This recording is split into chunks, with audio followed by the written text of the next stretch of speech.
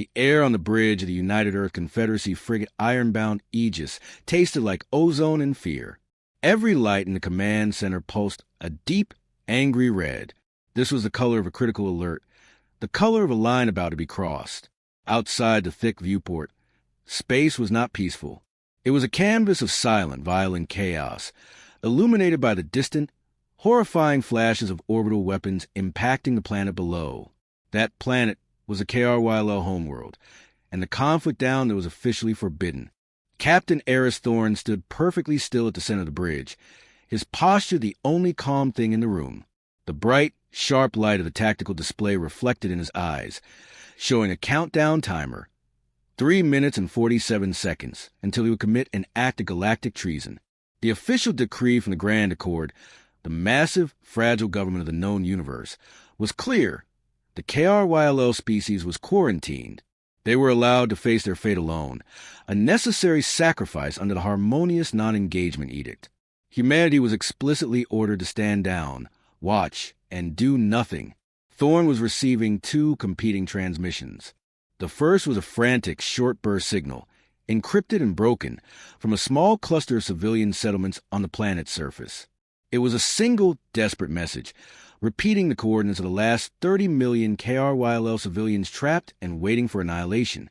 The second transmission was a cold, perfectly clear, automated voice loop from the Accord's monitoring station, Sentinel-9. The voice warned him, for the 100th time, that crossing the invisible demarcation line surrounding the system would be logged as a cold black hostile declaration against the entire Galactic Council. It was a death sentence for his crew and his species.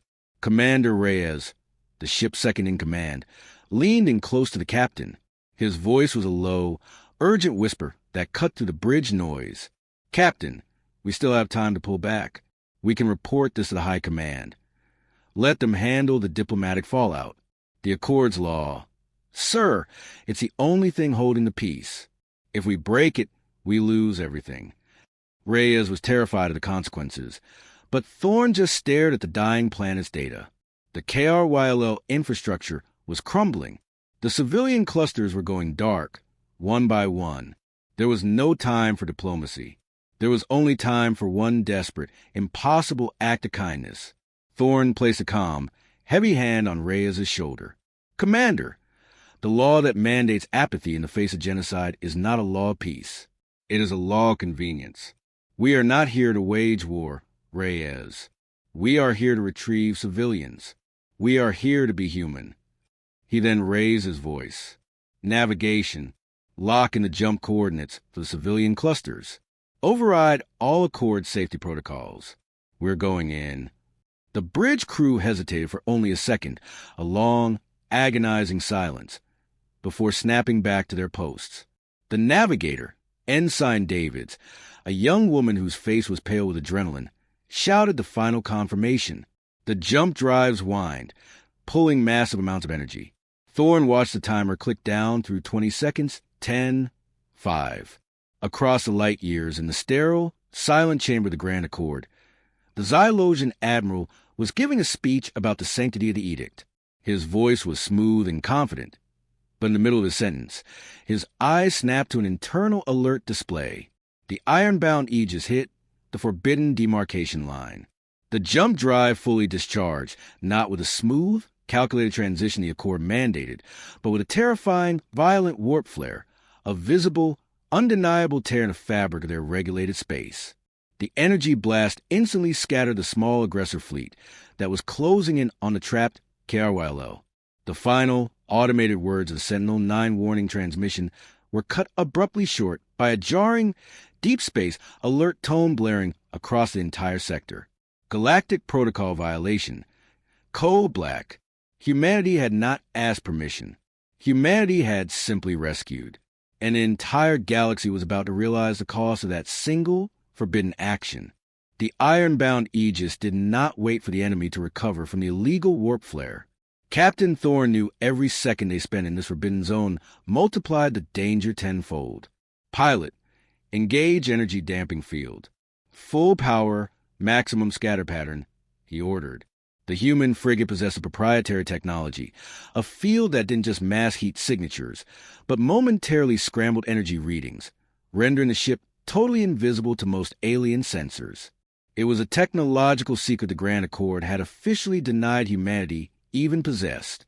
The effect was immediate and terrifying. The stars outside the viewport twisted as the field engaged, and the sound of incoming fire suddenly ceased, replaced by a hollow, strained silence. The Aegis was now blind jumping through an active orbital minefield, completely hidden but also completely unable to see the small aggressive fleet that was now recovering its formation. The shields flickered violently as they grazed 3 massive plasma hits that would vaporize any unshielded alien scout ship. Shuttle teams, deploy the Angels, target the primary cluster, then the deep mine tunnels. Move, move, move, Thorne commanded. 2 heavily armored human dropships, nicknamed the Angels for their impossible task, screamed away from Aegis. They plunged toward the ruined KRYL homeworld, dodging anti-orbital fire with desperate, dizzying maneuvers. On the ground, the KRYL, a delicate, slender species, poured into the shuttles. Their movements were jerky, a mix of sheer terror and disbelief that help it come at all. They didn't speak. They just scrambled for the slim chance of survival. Back in the Grand Accord chamber, light years away, the emergency session was already underway. The chamber, usually a place of slow, calculated diplomacy, was a scene of bewildered horror. The Xylosian ambassador, a tall being whose body seemed to be composed of polished black crystal, hammered his crystalline fist on the podium. He demanded silence. The transgression was not just recorded by the Sentinel-9. The illegal warp flare had been detected across 10 neighboring systems. Silence. The Human Confederacy has committed the single greatest violation of the harmonious Non-Engagement Edict in our history, the Xylosian thundered, his voice echoing with synthesized outrage. He wasn't focusing on the saved lives. He focused on the breach of authority. They have demonstrated that they believe their impulsive, savage mercy overrides all 10,000 years of established galactic order. If we permit this, where does it end? Every petty conflict, every political quarrel, every local struggle, it will all invite interference. Chaos will reign. He then formally read the Edict of Transgression. It was a cold, binding document that demanded immediate and brutal consequences. Meanwhile, the Angels docked back with the Ironbound Aegis. All refugees secured. 31,200,000 Carwello. Civilians recovered. Captain Reyes yelled. Relief flooded his voice. The cost, however, was high. The Aegis hull was scorched. Shields were down to 12%, and 2 critical engine stabilizers were venting plasma. Navigation. Calculate emergency slip-jump coordinates. Thorne said, his voice strained. Anywhere safe. Doesn't matter how rough the transition is. The navigator quickly plotted a messy, destabilizing route into the nearest unknown nebula. The Aegis shuddered, the lights flickering violently, as it executed the emergency jump. It was ragged, ugly, but successful. At that exact moment, the Grand Accord broadcast its decree. The chilling, synthesized message went out across all known frequencies, cutting into civilian and military channels alike. Your act of intervention is noted. The vessel Ironbound Aegis and its personnel are now declared enemies of the Grand Accord. Immediate and unconditional surrender of the vessel and its crew is required to avoid permanent extinction sanction against the Human Confederacy. The word extinction hung in the silence of space, a terrible price placed upon humanity for one forbidden act of rescue. The chilling broadcast demanding humanity's surrender faded, leaving an oppressive silence over Grand Accord Chamber. The alien delegates, a kaleidoscope of biological and technological life forms, remained frozen in shock. The declaration of extinction sanction was the most severe threat the Accord could issue. All eyes were now fixed on the central holoscreen, where the human ambassador, Dr. Anya Sharma, was waiting. She was tiny compared to the beings surrounding her, the crystal Xylosian, the massive, armored Zidonian delegates. Yet her presence felt immense. Dr. Sharma's defense was not one of apology or surrender. Her voice, calm and firm, cut to the outrage like a laser. Esteemed members of the Grand Accord, we acknowledge the protocol violation. We cross your line.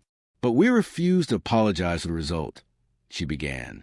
Her words were immediately translated into thousands of languages across the galaxy. She then launched her counter-argument, striking at the core moral rod of the edict. The law you demand we respect is a law that enforces murder through inaction. It is a law that mandates apathy. For 10,000 years, you have called it the harmonious Non-Engagement Edict. But we call it doctrine of permitted cruelty. She paused, allowing the gravity of her words to settle. When a law demands a systematic, quiet extinction of millions who simply wish to survive, that law is not sacred. It is tyranny. And when presented with a choice between an immoral law and fundamental mercy, humanity will always choose the latter. We did not commit an act of war. We performed an act of moral necessity. We broke the law because the law itself was broken. The camera shifted focus, zooming in on the minor, often silenced delegates. Species like the Thalmor, who lived under the heavy hand of larger Accord members, and the metallic Zewayan, whose history was marked by centuries of mandatory subservience. These delegates dared not cheer or speak, but their body language told the story. Eyes flickered between the Xylosian, who looked enraged, and Dr. Sharma, who looked resolute. For these long-oppressed species, the human challenge was not just politics. It was a terrifying, dangerous spark of hope. The unified facade of the Council had been cracked wide open by one human ship. The dominant powers, led by the Zidonian Empire, immediately moved to suppress the discussion. The Zidonian delegate, a creature encased in ceremonial steel, demanded an immediate vote for humanity's permanent expulsion. They understood the true danger. It wasn't the KRYLO refugees, but the human doctrine of intervention that Dr. Sharma was preaching, the idea that moral authority superseded galactic law. If this doctrine spread, their entire system control would collapse. Meanwhile, aboard the distant Ironbound Aegis, Captain Thorne had moved from the command deck to the crowded, temporary refugee hangar. The KRYLO civilians were huddled together, exhausted but alive. Thorne's gaze settled on a small, elderly KRYLO woman named Alara. She was frail, but her eyes held a strange, fierce intelligence. In her delicate, multi-jointed hands, she clutched a small, intricately carved wooden box. It was the only object she had brought. The KRYLO elder looked at Captain Thorne with pure gratitude, then looked down at the box, an ancient artifact that the aggressive KRYLO faction had been so desperate to destroy, and which contained the Accord's greatest secret. The crew had saved the refugees, but they had also, unknowingly, saved a truth that was far more dangerous than any weapon. The final vote in the Grand Accord Chamber was swift and devastatingly predictable. The Xylosian ambassador called for an immediate, final tally on the sanction of permanent extinction. One after another, the dominant empires, their representatives cold and silent, cast their ballots. Predictably, the decision was unanimous, excluding the voice of the powerless human ambassador. Verdict: the Human Confederacy was formally declared Pariah State Alpha. All its hard-won treaties were instantly nullified, every diplomatic line cut, and immediate, forced expulsion from all recognized galactic territories was mandated. The crew of the Ironbound Aegis were officially labeled as high-value criminals, with massive bounties placed on their heads. Aboard the Ironbound Aegis, Captain Thorne received a chilling decree. The synthetic voice of the Accord spokesperson detailing the consequences felt like the icy grip of galactic judgment. He listened to the end, then simply hit the end transmission command. He closed his eyes, a single, deep breath marking his quiet acceptance of the political firestorm they had ignited. When he opened his eyes, the weariness was gone, replaced by a deep, stubborn resolve. He looked away from the tactical displays and toward the massive hangar bay housing the refugees. He walked over to where Elder Alara was resting. She looked up at him, her delicate hands still clutching the intricately carved wooden box. It was a simple object, almost insignificant against the metal bulk of the starship. "They sentenced my entire species for saving you," Thorne said, not as a complaint, but as a statement of fact. Alara's gaze was direct. She understood the immense cost. With slow, careful reverence, she finally opened the wooden box. It did not contain weapons or advanced technology, which was what the aggressive KRYLO faction had been searching for. Instead, nestled inside was an ancient, perfectly preserved data crystal. The crystal looked dull and old, but its contents were anything but. "This," Ilara whispered, her voice surprisingly strong, "is why we were scheduled for extinction. This is the truth the Accord has been protecting." The Ironbound Aegis technicians quickly analyzed crystal. Commander Reyes stared at the results on his monitor, his breath catching in his throat. The data was a complete, irrefutable record of secret communications, financial transfers, and military supply routes. It proved that the aggressor faction on the KRYL homeworld, the group responsible for the localized genocide, was not acting alone. They were being secretly, systematically funded, armed, and given intelligence by the Zidonian Empire, one of the most powerful and respected members of the Grand Accord.